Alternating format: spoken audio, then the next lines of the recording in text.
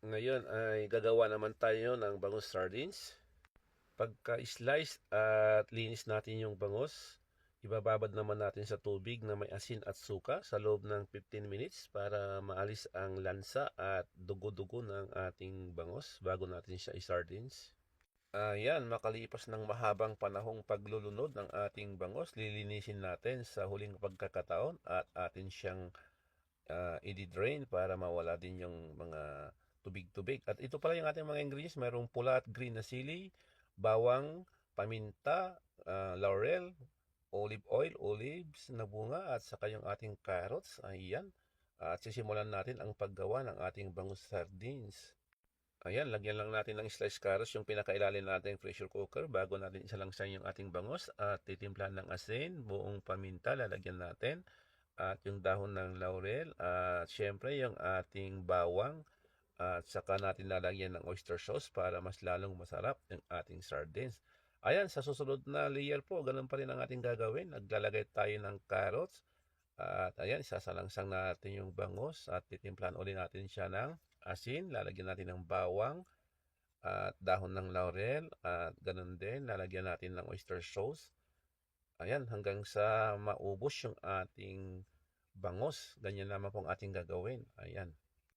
Bali, 10 kilong bangus pala yung ating gagawing sardines, guys. At mabuti na lang, malaki-laki itong ating pressure cooker. Kayang-kaya niya yung 10 kilo.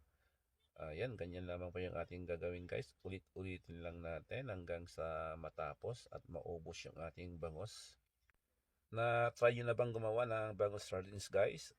Kung hindi pa, i-try nyo po itong bangus sardines. Napakasarap po dahil makakain natin lahat. Pati yung pinaka-tinik-tinik niyang matigas, lalambot yan sa pressure cooker.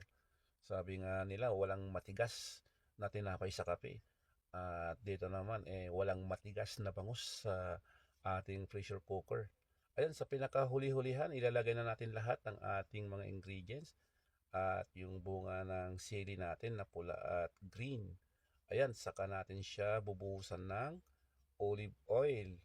Bali, nakaubos pala tayo dito ng 3 litrong olive oil dahil kailangan 3/4 po sa dami ng bagus yung ating olive oil. At yung natitira pa doon, ito yung ating pong ginagawa. Lalagyan natin ng tubig, suka, toyo at oyster sauce. At kailangan natin dito, guys, kalibo lamang po ng ating tubig yung pinaka-ibabaw ng ating bangus sardines para hindi siya labis, hindi rin siya kulang, para tama lang. Ayan, isasalang natin yan, guys, ng 2 oras. Papahirapan natin dyan sa loob yung ating bangus ng 2 oras. At after 2 hours po, guys, ito na yung resulta, guys. Oh, napakasarap, tingin pala. Kaya pala 2 hours yung ginawa kong oras, guys, dahil dinadahan-dahan lang natin yung apoy. Ayan. At ayan, guys, titikman na natin yung ating ginawang sardines. Ito, guys, oh. Wow, sarap naman nito. Tikim pa lang ito, guys, dahil itong aking ginawang sardines po ay kakainin namin yan sa amin pong outdoor fellowship. Paano, guys? Hanggang sa susunod muli. Paalam.